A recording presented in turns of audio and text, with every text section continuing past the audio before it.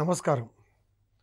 TET హాజరయ్యేటువంటి అభ్యర్థులకు టీశాట్ అందించే శిక్షణా కార్యక్రమాలకు స్వాగతం.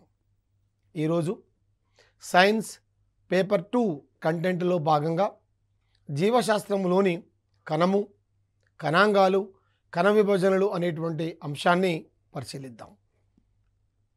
సాధారణంగా మనకు తెలుసు, సైన్స్ సంబంధించి మొత్తం ఉన్నటువంటి 30 మార్కులలో 12 మార్కులు భౌతిక రసాయన శాస్త్రము, 12 మార్కులు జీవశాస్త్రానికి ఉంటుంది.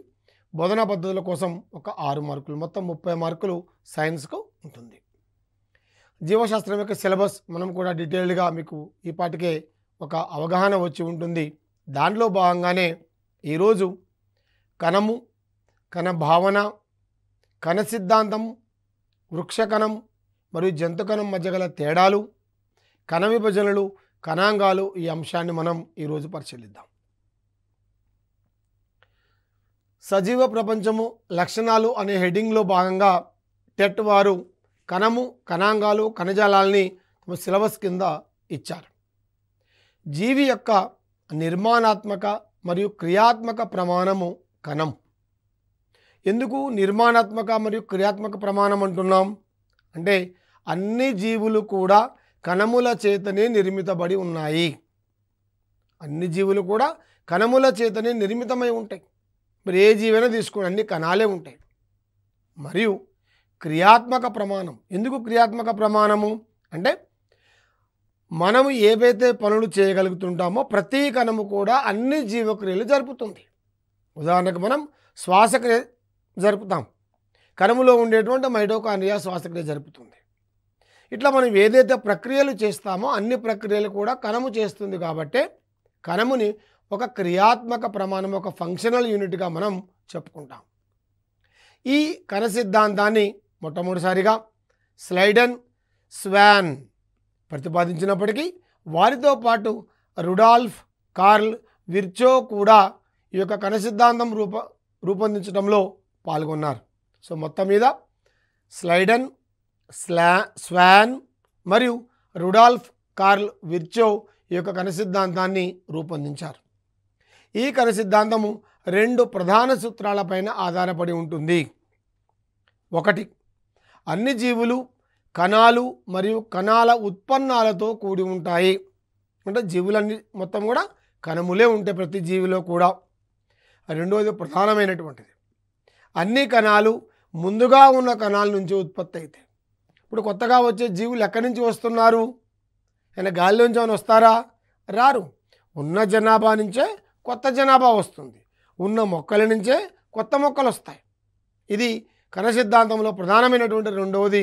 అన్ని కణాలు ముందు ఉన్న కణాల నుండే ఉత్పన్నమవుతామనేటువంటిది కణ సిద్ధాంతంలో ఒక ప్రధానమైనటువంటి సూత్రంగా మనం చెప్పచ్చు. దీనిలో భాగంగా వృక్షకణము మరియు జంతు కణాన్ని ఒక్కసారి పరిశీలిద్దాం. ఇక్కడ ఇచ్చినటువంటిది వృక్షకణం. ఒక నిర్దిష్టమైనటువంటి ఆకారాన్ని ఇది కలిగి ఉంటుంది. దానికి ప్రధానమైనటువంటి కారణం కూడా మనం చూద్దాం. ఇది ఒక నమూనా జంతు కణం. నమూనా అంటే ఒక సాధారణంగా జీవుల్లో ఉండేటువంటి జంతు కణాన్ని మనం ఇక్కడ పరిశీలిస్తున్నాం.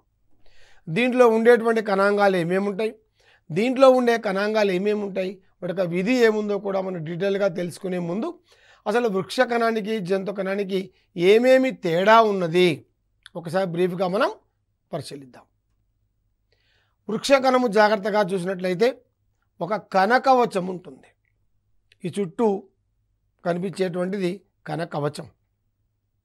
మరి జంతు కణానికి కణకవచం ఉండదు.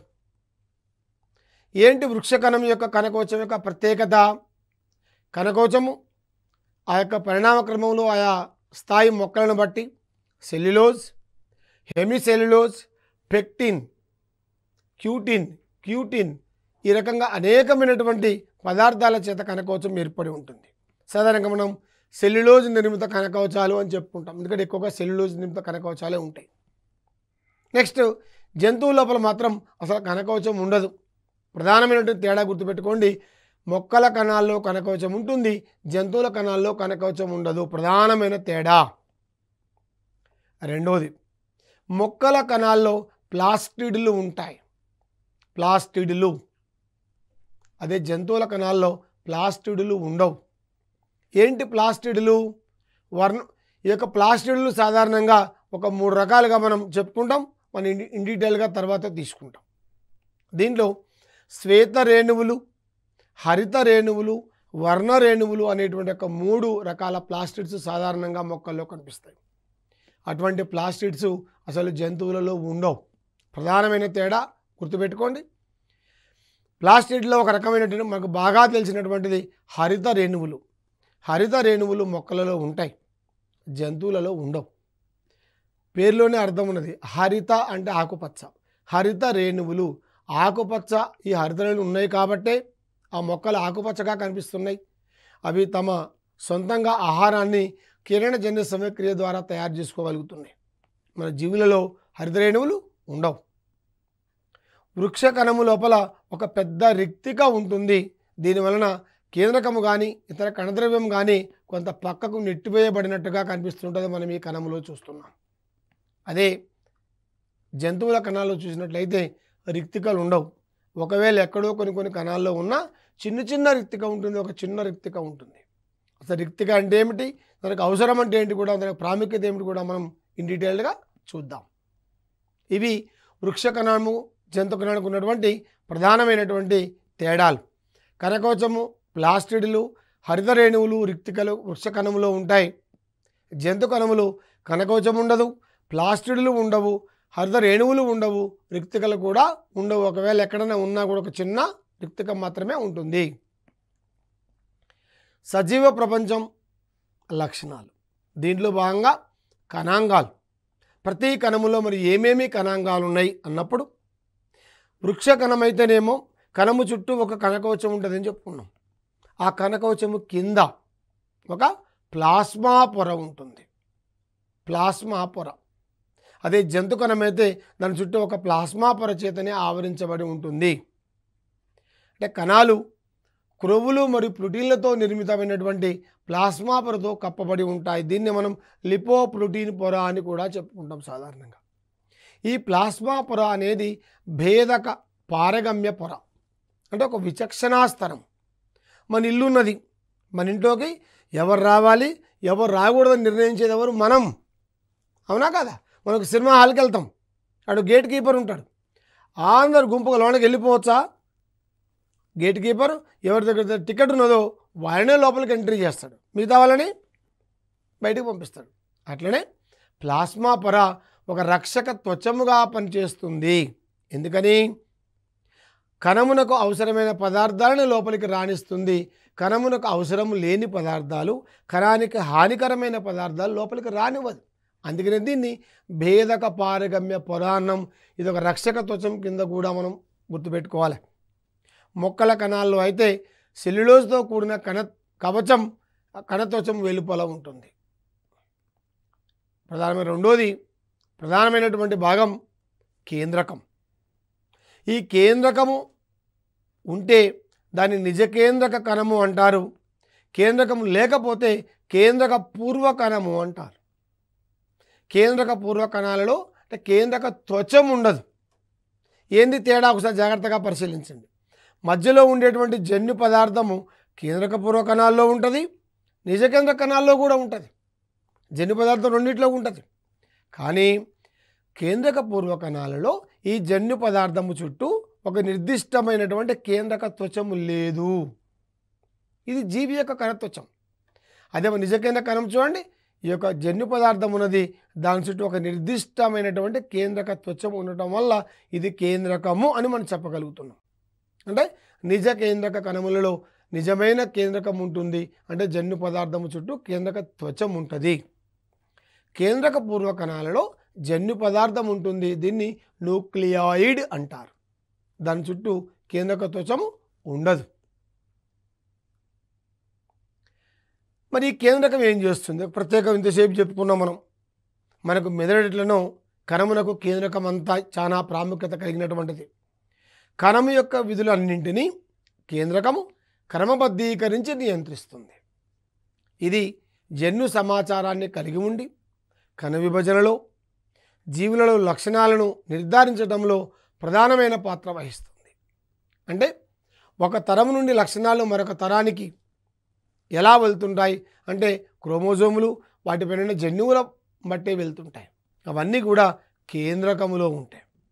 కేంద్రకము దాంట్లో ఉండేటువంటి జన్యు పదార్థము, కేంద్రకాంశము ఇవన్నీ జన్యు సమాచారాన్ని ఒక తరం నుంచి మరొక తరానికి పంపడంలో కీలక పాత్ర పోషిస్తాయి.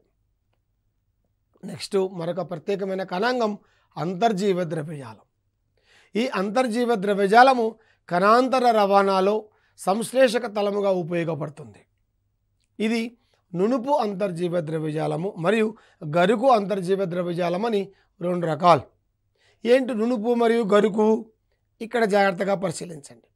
ఇది అంతర్జీవ ద్రవ్యజాలము ఒక నెట్వర్క్ లాగా కణం మొత్తం కూడా ఆవరించబడి ఉంటుంది, కణాంతస్థ రవాణాలో పాల్గొంటుంది. దీనిపైన రైబోజోములు అనేటువంటి రేణువులు అక్కడక్కడ అతుక్కొని ఉంటాయి. మనకు కనుక సబ్బు స్నానం చేసేటప్పుడు కింద పడితే ఇసుక రేణులు అంటుకున్నాయి అనుకోండి, ఎట్లా ఉంటుంది? గరుకు గరుకు ఉంటుంది. అట్లనే అంతర్జీవ ద్రవ్యజాలము పైన రైబోజోములు అతుక్కోవడం వల్ల అది గరుకుగా ఉంటుంది. దీన్ని గరుకు అంతర్జీవ ద్రవ్యజాలము అంటారు. ఇక్కడ పక్కన చూడండి, దీనిపైన ఏమీ లేవు, ఉత్త అంతర్జీవ ద్రవ్యజాలమే ఉన్నది, పైన ఎలాంటి రైబోజోములు లేవు. కాబట్టి అది చాలా స్మూత్గా అంటే నునుపుగా ఉంటుంది. దీనిని నునుపు అంతర్జీవ ద్రవ్యజాలము అన్నాం. రెండు వేర్వేరు అంతర్జీవ ద్రవ్యజాలాలు వేర్వేరు విధులను కూడా కొన్ని ప్రత్యేకంగా నిర్వహిస్తూ ఉంటాయి. సాధారణంగా ఇదైతే కణాంతస్థర రవాణా అంటే కణాంతర రవాణాలో కూడా ఉపయోగపడుతుంది. నెక్స్ట్ గాల్జీ సంక్లిష్టం. పేరులోనే అర్థం ఉన్నది, సంక్లిష్టం అంటే ఈ కణాంగం ఒకే రూపంలో లేదు. కోశాలు, నాళాలు, తిత్తులు, పొడవైనటువంటి నాళిక లాంటి నిర్మాణం మొత్తం కూడా కలిగినటువంటి ఒక సంక్లిష్టం. కమిల్లో గాల్జీ ఈ యొక్క కణాంగాన్ని మొట్టమొదట పరిశీలించారు కాబట్టి ఆయన గారి పేరు మీదుగా గాల్జీ సంక్లిష్టంగా దీన్ని మనం పేరు పెట్టుకోవడం జరిగింది. గాల్జీ సంక్లిష్టాలు త్వచపు దొంతరలతో కోశాలు కలిగి హార్మోన్లను, ఎంజైమ్లను నిల్వ చేసేటువంటి నిర్మాణాలు. ఎంజైములు మరియు హార్మోన్లను స్రవించే కణాల్లో ఈ గాల్జీ సంక్లిష్టాలు ఎక్కువ సంఖ్యలో ఉంటాయి. మనకు కూడా తెలుసు, మొక్కల్లో కానీ జంతువుల్లో కానీ గ్రంథులు కొన్ని ఉంటాయి, గ్రంథి కణజాలం ఉంటుంది. ఈ గ్రంథి కణజాలం ఎక్కడైతే ఉంటుందో వాటిలో ఈ గాల్జీ సంక్లిష్టాలు ఎక్కువ సంఖ్యలో మనకు కనిపిస్తూ ఉంటాయి. Next lysosome. మన వీటిని ఆత్మహత్యా కోశాలు అంటారు, సూయిసైడల్ బాంబర్స్, స్వయం విచ్చిత్త సంచులుగా వీటిని పిలుస్తాం. ఎందుకని?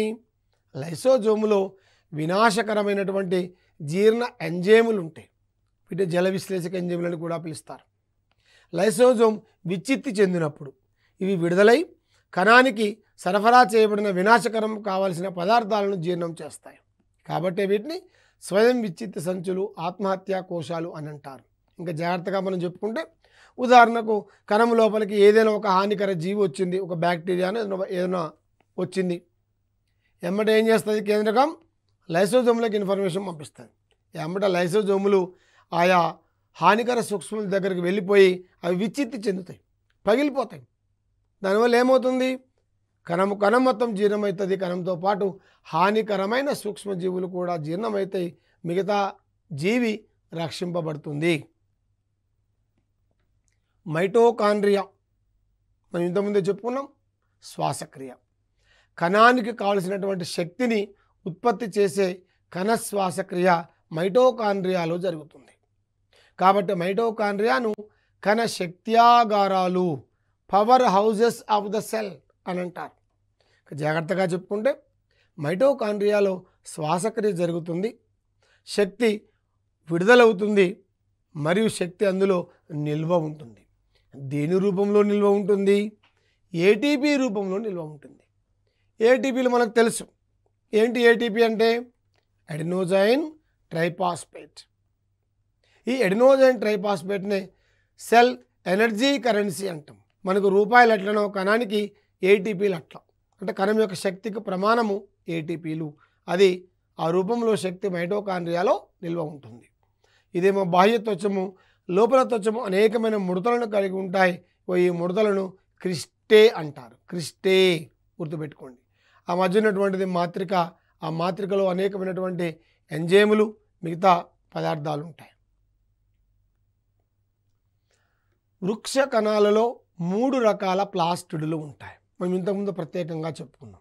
ఈ ప్లాస్టిడ్లు ఒక వృక్ష కణాలలో మాత్రమే ఉంటాయి, జంతు కణాలలో ఉండవు అనుకున్నాం మనం. ఈ వృక్ష కణాల్లో ఉన్నటువంటి 3 రకాల ప్లాస్టిడ్లలో మొట్టమొదటిది క్రోమోప్లాస్టులు, దీన్ని వర్ణరేణువులు అంటారు. 2 ల్యూకోప్లాస్టులు, రంగు లేనివి లేదా శ్వేత రేణువులు అంటాము. 3వది క్లోరోప్లాస్టులు, ఆకుపచ్చ రంగు కలిగినటువంటి రేణువులుగా మనం చెప్పుకుంటాం. దీంట్లో ప్రధానంగా బాగా మనం గుర్తుపెట్టుకుంటే ఈ ప్లాస్టిడ్లు ఒక రూపం నుంచి మరొక రూపానికి మారుతూ ఉంటాయి. ఉదాహరణకు టమాటా తీసుకోండి. లేత టమాటాలు చూసారా మీరు ఎప్పుడైనా? లేతవి పిందెలు అప్పుడే మొగ్గ నుంచి వచ్చిన టమాటాలు, పైన తెల్ల పొర ఉంటుంది, అవి శ్వేత రేణువులు. అవే టమాటాలు జాగ్రత్తగా కొద్దిగా పెరుగుతున్న కొద్ది ఏమవుతుంది, ఆకుపచ్చ రంగుకు వస్తాయి. ఈ ఆకుపచ్చ రంగుకు వచ్చినట్టు అర్థం ఏంటిది? శ్వేత రేణువులు హరిత రేణువులుగా అక్కడ మార్పు చెందినవి. హరిత రేణువుల వల్ల ఆ యొక్క ఫలం మొత్తం కూడా ఆకుపచ్చ రంగులో కనిపిస్తుంటుంది. టమాటా ఇంకా పెరిగింది, పక్వమైంది, పండు పండింది, అప్పుడు రంగుకు వస్తాయి ఎరుపు, ఇటుక ఎరుపు, రకరకాల రంగుల్లోకి వస్తాయి కదా. అంటే అవి వర్ణరేణువులు. ఈ రకంగా శ్వేత రేణువులు, హరిత రేణువులు, వర్ణరేణువులు అన్నీ కూడా ఆయా ఫలము, ఆయా స్థాయిని బట్టి మొక్కల్లో మనకు కనిపిస్తూ ఉంటాయి. దీంట్లో ప్రధానంగా మనం తీసుకోవాల్సినవి హరిత రేణువులు. హరిత రేణువుల యొక్క విధి ఏమిటి అంటే, ప్లాస్టిడ్ల యొక్క విధి ఏమిటి? మొక్కలకు వర్ణరేణువులు పుష్పాలకు వర్ణాలను కలిగింపజేస్తే, ల్యూకోప్లాస్ట్ రంగు లేనటువంటి కొన్ని నిల్వలో ఉపయోగపడతాయి. ప్రధానంగా హరిత రేణువు ఆకుపచ్చ రంగులో ఉండేటువంటి పత్రహరితాన్ని కలిగి ఉండి మొక్కలు కిరణజన్య సంయోగ క్రియ జరుపుకోవడంలో ప్రధాన పాత్ర పోషిస్తాయి. మొక్కలు కిరణజన్య సంయోగ క్రియ జరుపుకుంటున్నాయి అంటేనే ఆ ప్రక్రియలో ఆహారము తయారవుతుంది. ఈ ప్రపంచంలోని అన్ని జీవులకు ఆహారాన్ని తయారు చేసేది మొక్కలే. యూనివర్సల్ అంటే మొత్తం ప్రపంచం ఉత్పత్తిదారులు అంటాము. ఆ ఉత్పత్తిదారులైన మొక్కలకు కిరణజన్య సంయోగ క్రియ ద్వారా ఆహార పదార్థాలు తయారు చేసుకుంటాయి. దానికి కీలకమైన పత్రహరితము హరిత రేణువుల్లో ఉంటుంది. అంత ఇంపార్టెంట్గా, అంత ప్రాముఖ్యత కలిగిందిగా మనం చెప్పుకోవచ్చు. నెక్స్ట్ రిక్తిక. ఇంతకుముందే మనం చెప్పుకున్నాం, ఒక పెద్ద రిక్తిక ఈ కణము మధ్యలో ఉంది. జాగ్రత్తగా పరిశీలి, ఈ పెద్ద మొత్తం కూడా రిక్తికనే, పెద్దగా ఉంది ఇది. వృక్ష కణములోనే రిక్తిక ఎందుకు ఉంటుంది అంటే, మనకందరికీ కూడా తెలుసు, విసర్జన 2 కాంపోనెంట్స్, 2 ఎలిమెంట్స్ని కలిగి ఉంటాయి. Separation of the waste material and disposal of the waste material. అంటే వ్యర్థ పదార్థాలను వేరు చేయటం, అంటే వ్యర్థ పదార్థాలని బయటికి పంపించటం. మానవులు ఉన్నారు, మన కిడ్నీ ఏం పని చేస్తుంది? వ్యర్థ పదార్థాలను వేరు చేస్తుంది, మూత్రం ద్వారా బయటికి పంపిస్తూ ఉంటుంది. కానీ మొక్కల్లో కూడా వ్యర్థ పదార్థాలను వేరు చేసే మెకానిజం ఉంటుంది, కానీ వ్యర్థ పదార్థాలు బయటికి పంపించే మెకానిజం లేదు. అవునా కాదా? మొక్కలు ఎప్పుడైనా విసర్జించడం మీరు ఎప్పుడైనా చూసారా? లేదు. మరి ఈ వేరు చేసిన వ్యర్థ పదార్థాలను మొక్కలు ఏం చేస్తాయి? వివిధ భాగాలలో వివిధ రూపాల్లో నిల్వ ఉంచుకుంటాయి. అవి రక్షణ కొరకు ఉపయోగించుకుంటాయి. ఉదాహరణకు కొన్ని ఆకులు చేదుగా ఉంటాయి. ఈ చేదు అనేటువంటిది మొక్కకు ఉపయోగపడని వ్యర్థ పదార్థం ఆకుల్లో దాచుకున్నది. కాబట్టి ఏమవుతుంది? శాకాహార జీవులు వచ్చి ఈ ఆకులు చేదుగా ఉంటాయి కాబట్టి తినవు అవి, అంటే ఒక రక్షణ. కొన్ని మొక్కలు ముళ్ళ లోపల ఆ చివరికి దాచుకుంటాయి కాబట్టి శాకాహార జీవులు అవి నవిలి తినలేవు. ఇంతెందుకు, మనం ఎప్పుడైనా జొన్న, మొక్కజొన్న, వరి చేలలో ఇట్లా చేతులు ఊపుకుంటే ఎప్పుడైనా తిరిగారా మీరు? ఏమవుతుంది? తిరిగితే చేతులు కోసుకుంటాయి. ఎందుకని? ఈ యొక్క ఆకుల యొక్క అంచుల లోపల సిలికా స్ఫటికాలు ఉంటాయి, క్రిస్టల్స్. అంటే ఈ సిలికా స్ఫటికాలు ఉపయోగపడిన వ్యర్థ పదార్థాలు మొక్క వాటిని వేరు చేసుకొని ఆ రిక్తికల్లో భాగంగా ఒక అంచుకు దాచుకున్నది, రక్షణలో పనికొస్తుంది వాటి. ఈ రకంగా వేరు చేయబడిన వ్యర్థ పదార్థాలు నిల్వ ఉండాలి కాబట్టి ఆ నిల్వ ఉంచే ప్రదేశమే రిక్తిక. అందుకనే కణము పరిణతి చెందుతున్నా కొద్దీ రిక్తిక యొక్క పరిమాణం ఏమవుతుంటుంది? పెరుగుతూ ఉంటుంది. జంతువుల లోపల రిక్తిక యొక్క అవసరం లేదు. ఎందుకని? ఎప్పటి వ్యర్థ పదార్థాలు అప్పుడు వేరు చేయబడతాయి, ఎప్పటి వ్యర్థ పదార్థాలు అప్పటికే బయటకు పంపించబడతాయి. స్వేదము చెమట రూపంలోనూ, శబం రూపంలోనూ, మలము మూత్రం రకరకాల రూపంలో బయటకు పంపిస్తూ ఉన్నాం మనం. కాబట్టి జంతు కణాల్లో రిక్తికల యొక్క ప్రాముఖ్యత తక్కువ. నెక్స్ట్ రైబోజోములు. కణము యొక్క కణద్రవ్యంలో కనిపించే చిన్న రేణువుల వంటి నిర్మాణాలను రైబోజోములు అంటారు. రైబోజోములు ప్రోటీన్ సంశ్లేషణను జరుపుతాయి. రైబోజోములు కణద్రవ్యంలో స్వేచ్ఛగా కానీ అంతర్జీవ ద్రవ్యజాలానికి కానీ అంటుకొని ఉంటాయి. మరి రైబోజోములు ఏం పనిచేస్తాయి? ప్రోటీన్ సంశ్లేషణ జరుపుతాయి. ఏంటి ప్రోటీన్ సంశ్లేషణ? మనకు అందరికీ కూడా తెలుసు. శరీరం, మన బాడీ బిల్డింగ్, శరీరం పెరగాలి అంటే, మన యొక్క శరీర నిర్మాణం జరగాలి అంటే అనేకమైనటువంటి ప్రోటీన్లు కావాలి. ఆ ప్రోటీన్లను సంశ్లేషణ చేసేటువంటివి రైబోజోములు అనేటువంటి కణాంగాలు. నెక్స్ట్ మనం కణ విభజనలు. మనం ఇంతకుముందు కణ సిద్ధాంతంలో ఒక మాట చెప్పుకున్నాం. ముందున్నటువంటి కణాల నుంచే కొత్తగా వచ్చే కణాలు వస్తాయి. మరి కణ విభజనలో భాగంగా ఇక్కడ ఒక సెల్ సైకిల్ ఇవ్వటం జరిగింది. జాగ్రత్తగా పరిశీలించండి.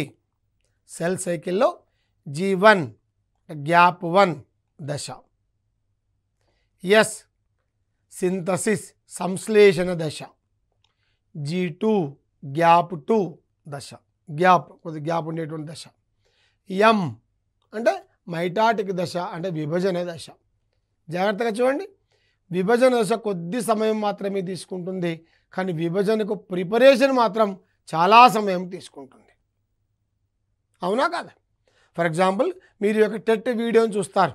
ఒక అర్ధగంట సేపట్లో వీడియో మీరు చూడటం అయిపోతుంది. కానీ ఈ అర్ధగంట సేపు వీడియో ప్రిపరేషన్ కోసం టీశాట్ వారు ఎంత ప్రిపరేషన్ చేయాలా, అది ఈ సెల్ సైకిల్లో మనం ఒకసారి జాగ్రత్తగా అబ్జర్వ్ చేస్తే తెలుస్తుంది. G1 ఈ గ్యాప్ 1 దశలో ఏం జరుగుతుంది? ఇది సమవిభజనకు మరియు DNA ప్రతికృతికి మధ్య గల సంధాన దశ. ఈ దశలో కణ పరిమాణం పెరుగుతుంది. ఎందుకంటే సమవిభజనలో కణము 2 కణాలుగా మారాలి కదా, కాబట్టి కణం యొక్క పరిమాణం పెరుగుతుంది. నెక్స్ట్ ఎస్ సంశ్లేషణ దశ. ఈ దశలో క్రోమోజోమ్ల రెట్టింపుకు దారితీసేటువంటి DNA సంశ్లేషణ జరిగే దశ. DNA రిప్లికేషన్ అంటాం, ప్రతికృతి. DNA పరిమాణం పెరుగుతుంటుంది. Next gap 2. ఇది DNA ప్రతికృతి మరియు సమవిభజన ప్రారంభానికి మధ్య గల 2వ సంధాన దశ. ఈ దశలో కణాంగాలు విభజన చెందుతాయి, అంటే సంఖ్యలో పెరుగుతాయి. క్రోమోజోములు కణ విభజనకు సిద్ధమవుతాయి. నెక్స్ట్కి వచ్చేది M అంటే ఇది కణ విభజన దశ, మైటాటిక్ ఫేజు. ఇది సమవిభజన జరిగేటువంటి దశ. ఈ రకంగా గ్యాప్ 1 సింథసిస్, గ్యాప్ 2 దశలు మొత్తం అయిపోతే కణం విభజన చెందుతుంది. తర్వాత మళ్ళీ ఆ కణం మళ్ళీ సెల్ సైకిల్ దాంట్లో కూడా పునరావృతం అవుతూనే ఉంటుంది. సమవిభజనలో భాగంగా మనకందరికీ కూడా తెలుసు 4 దశలు ఉంటాయి సమవిభజనలో. ప్రథమ దశ, మధ్యస్థ దశ, చలన దశ, అంత్యదశ. మొత్తం 4 దశలు. ప్రథమ, మధ్యస్థ, చలన, అంత్యదశలు. మనం ఒక్కొక్క దశ గురించి ఇన్ డీటెయిల్గా కూడా చూద్దాం. ఇది ప్రథమ దశ. ప్రథమ దశలో జాగ్రత్తగా చూడండి. క్రోమోజోములు కుండలీకరణము చెంది క్రమంగా పొట్టిగా దళసరిగా మారతాయి. కేంద్రకాంశము చిన్నదవుతుంది. క్రమేపీ అది కనిపించకుండా కూడా పోతుంది. ప్రతి క్రోమోజోమ్ నిలువుగా చీలి క్రొమాటిడ్లుగా రూపొందుతాయి. అవి సెంట్రోమియర్తో కలపబడి ఉంటాయి. కేంద్రక త్వచం అదృశ్యమవుతుంది. కడ్డీ వంటి సెంట్రియోల్స్ను కలిగి ఉన్న సెంట్రోజోమ్ విభజన చెంది కండ ఫలకాన్ని ఏర్పరుస్తుంది. ఒక జంతు కణాల్లో మాత్రమే సెంట్రియోల్ ఉంటాయి. ఇక్కడ క్రోమోజోములు జతగా ఏర్పడడం అన్న విషయాన్ని మనం గుర్తుపెట్టుకోవాలి. రెండవది మధ్యస్థ దశ. మధ్యస్థ దశలో క్రోమోజోములు కండఫలకము దగ్గరకు కదులుతాయి. క్రోమోజోములు కండతంతువులకు కలపబడి ఉంటాయి. ఈ దశలోనే ఒక మధ్యస్థ దశాఫలకము ఏర్పడుతుంది. చాలాసార్లు టెట్లో అడిగిన క్వశ్చన్ ఇది. మధ్యస్థ దశాఫలకం అంటే క్రోమోజోములు కణ మధ్య భాగంలో చేరి ఒక ఫలకంలాగా ఏర్పడే దశ ఏది? మధ్యస్థ దశ, గుర్తుపెట్టుకోండి. నెక్స్ట్ చలన దశ. పేర్లో అర్థం ఉన్నది. సెంట్రోమియర్ చీలిపోతుంది. ధ్రువాల వద్ద నుంచి వచ్చినట్టు కండె పోగులు క్రమేపీ ధ్రువాల వైపుకు లాగబడుతూ ఉంటాయి. కాబట్టి సెంట్రోమియర్లను అంటి ఉన్న కండతంతువులు సంకోచం చెందడం వలన క్రోమాటిడ్లు ధ్రువాల వైపుకు లాగబడతాయి. అంటే క్రోమోజోములు క్రమేపీ చలిస్తూ ఉంటాయి కాబట్టి దీన్ని చలన దశ అన్నాం మనం. అంటే క్రోమోజోములు ఎలా చలిస్తాయి? వాటికంతా అవే పోతాయా? ఆ సెంట్రోమియర్ అంటిపెట్టుకున్నటువంటి కండతంతువులు సంకోచం చెందుతూ ఉంటే క్రోమోజోమ్ లాగబడుతూ ఉంటుంది. ఈ దశలోనే క్రోమోజోములు వివిధ ఆకారాల్లో కూడా మనకు కనిపిస్తూ ఉంటాయి. లాస్ట్ వన్ అంత్యదశ. ఇది ప్రథమ దశకు కొద్దిగా వ్యతిరేక దశలాగా మనకు కనిపిస్తూ ఉంటుంది. దీంట్లో క్రోమాటిడ్లు పొడవుగా దారపు పోగుల మాదిరిగా మారిపోతాయి. స్పష్టంగా కనపడు, అంటే అస్పష్టమవుతూ ఉంటాయి. అన్కాయిల్డ్ ఆఫ్ క్రోమాటిన్ ఫైబర్ అంటాం దీన్ని మనం. తిరిగి క్రోమోజోములుగా మారుతున్నాయి అన్నమాట. పిల్ల కేంద్రాల చుట్టూ కేంద్రక త్వచాలు ఏర్పడతాయి. క్రమేపీ కేంద్రకము రెండుగా విడిపోతుంది. క్యారియోకైనసిస్ అంటాం దీన్ని, అంటే కేంద్రక విభజన. తర్వాత సైటోప్లాజం అంటే కణద్రవ్య విభజన జరుగుతుంది. దీన్ని సైటోకైనసిస్గా చెప్పుకుంటాం. ఈ రెండు కణాలు ఏర్పడతాయి. ఇప్పుడు అంత్యదశ అయిపోయే టైంకి రెండు కణాలు ఏర్పడతాయి. కణత్వచములో నొక్కు ఏర్పడటం ద్వారా రెండు పిల్ల కణాలు వేరవుతాయి. అదే మొక్కలలో అయితే కండ పరికరం ప్రాంతంలో కనకవచ పదార్థము లేదా కణఫలకం ఏర్పడటం ద్వారా రెండు కేంద్రకాలు వేరవుతాయి. ఇది అంత్యదశ. ఈ రకంగా సమవిభజన అయిపోయే సమయం వరకు 4 దశలు, ప్రథమ, మధ్యస్థ, చలన, అంత్యదశలు అయిపోయే సమయానికి సమవిభజన ఫలితంగా మాతృకణముతో సమానమైనటువంటి క్రోమోజోములు గల రెండు పిల్ల కణాలు ఏర్పడతాయి. తల్లి కణం నుంచి ఏర్పడ్డ రెండు పిల్ల కణాల్లో కూడా సమాన సంఖ్యలో క్రోమోజోములు ఉంటాయి. కాబట్టి దీన్ని మనం సమ విభజన అంటాము. మైటాసిస్ అంటాం ఇంగ్లీష్ లోపల. సమ విభజన. నెక్స్ట్ క్షయకరణ విభజన. ఒక్కసారి క్షయకరణ విభజన గురించి తెలుసుకునే ముందు ఇది ఎక్కడ జరుగుతుంది అంటే, క్షయకరణ విభజన ఎక్కడైతే జీవుల లోపల లైంగిక ప్రత్యుత్పత్తులు ఎక్కడైతే సంయోగ బీజాలు ఏర్పడతాయో ఆ ప్రదేశంలో ఆ సమయంలో మాత్రమే జరుగుతుంది. అంటే సంయోగ బీజాలు ఏర్పడేటప్పుడే ఈ యొక్క క్షయకరణ విభజన జరుగుతుంది. సంయోగ బీజాలు ఎప్పుడు ఏర్పడతాయి మనకు తెలుసు. శాకీయ అలైంగిక ప్రత్యుత్పత్తిలో సంయోగ బీజాలు అనేటువంటి పదం మనకు వినపడదు. ఎక్కడ వినపడుతుంది? లైంగిక ప్రత్యుత్పత్తిలో వినపడుతుంది. కాబట్టి లైంగిక ప్రత్యుత్పత్తిలో సంయోగ బీజాలు ఏర్పడేటప్పుడే ఈ యొక్క క్షయకరణ విభజన జరుగుతుంది. క్షయకరణ విభజన 2 దశల్లో జరుగుతుంది. ఇంతకుముందు మనం ఏం చెప్పుకున్నాం?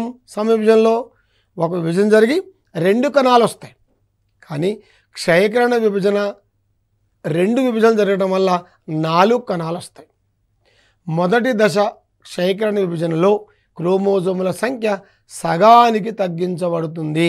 అందుకనే దీన్ని క్షయకరణ విభజన అన్నాం. క్షయం అంటేనే తగ్గించబడటం.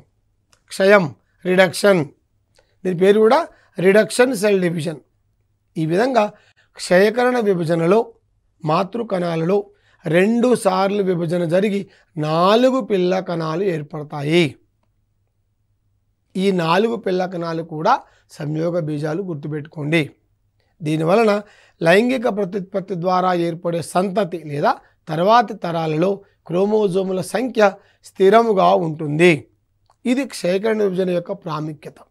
ఒక్కసారి మనం జనరల్గా చెప్పుకుందాం. ఉదాహరణకు మానవుని లోపల 23 జతల క్రోమోజోములు ఉంటే మనకు తెలుసు. అంటే 46 క్రోమోజోములు ఉంటాయి. ప్రత్యుత్పత్తి జరిగేటప్పుడు స్త్రీ నుంచి ఒక స్త్రీ సంయోగ బీజము, పురుషుడి నుంచి పురుష సంయోగ బీజము రెండూ కలిస్తే ఒక సంయుక్త బీజము, అది క్రమేపీ పిండము, ఒక కొత్త జీవిగా ఎదుగుతుంది. మనకందరికీ కూడా తెలుసు. ఉదాహరణకు క్షయకరణ విభజన జరగలేదనుకుందాం. ఏమవుతుంది? పురుషుడి నుంచి వచ్చేటువంటి పురుష సంయోగ బీజంలో 46 క్రోమోజోములు ఉంటాయి. స్త్రీ నుంచి వచ్చే స్త్రీ సంయోగ బీజంలో 46 క్రోమోజోములు ఉంటాయి. అప్పుడు ఏర్పడే సంయుక్త బీజంలో ఎన్ని వస్తాయి క్రోమోజోములు? 92 క్రోమోజోములు అవుతాయి. 46 క్రోమోజోములు ఉంటే మనం ఇట్లా ఉన్నాం. 2 కళ్ళు, 2 చేతులు, 2 కాళ్ళు, ఇట్లా ఉన్నాం మనం.